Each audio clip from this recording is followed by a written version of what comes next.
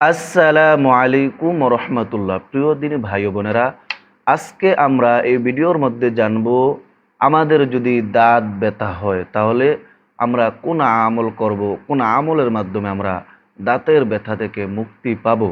এই দাঁত ব্যথা খুবই ভয়ঙ্কর। অনেক ভাই বোন আছেন, অনেক বৃদ্ধ বাবাজি আছেন, বৃদ্ধ মা আছেন, যাদের এই দাঁতের ব্যথার কারণে আপনারা অনেক কষ্টের মধ্যে আছেন, অনেক কষ্ট পাচ্ছেন। কারণ এই গলা থেকে উপরে দাঁত, কান, চোখ, মাথা এগুলোর ব্যথা খুবই ভয়ঙ্কর হয়, যা সহ করার মতো নয়।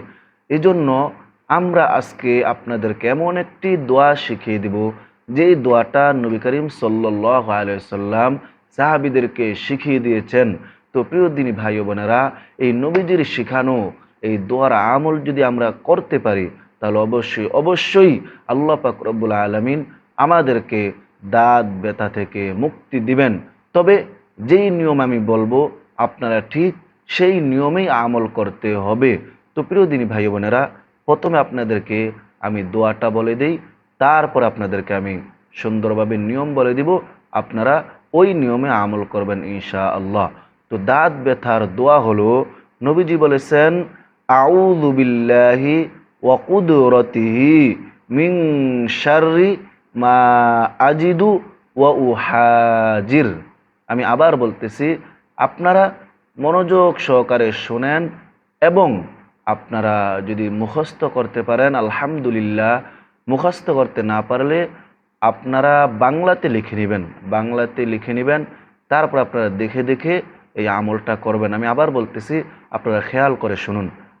আউযু বিল্লাহি ওয়া কুদরতিহি মিন শাররি মা আজিদু ওয়া উহাজির।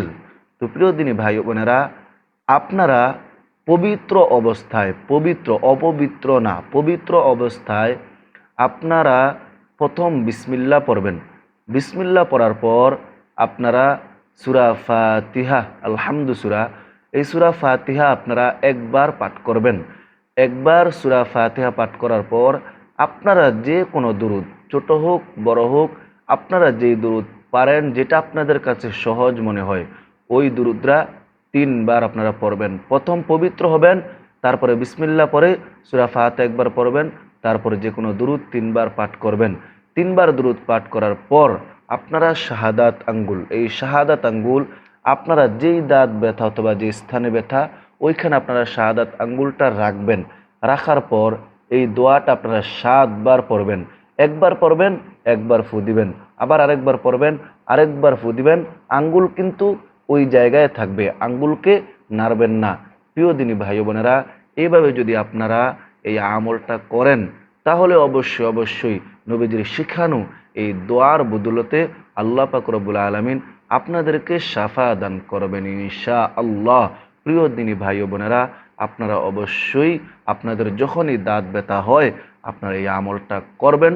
আল্লাহ পাক রব্বুল আলামিন আমার সকল দিনী ভাই বোনদেরকে দাঁতের মতো মারাত্মক ব্যথা থেকে মুক্তি দান করেন, শাফা দান করেন।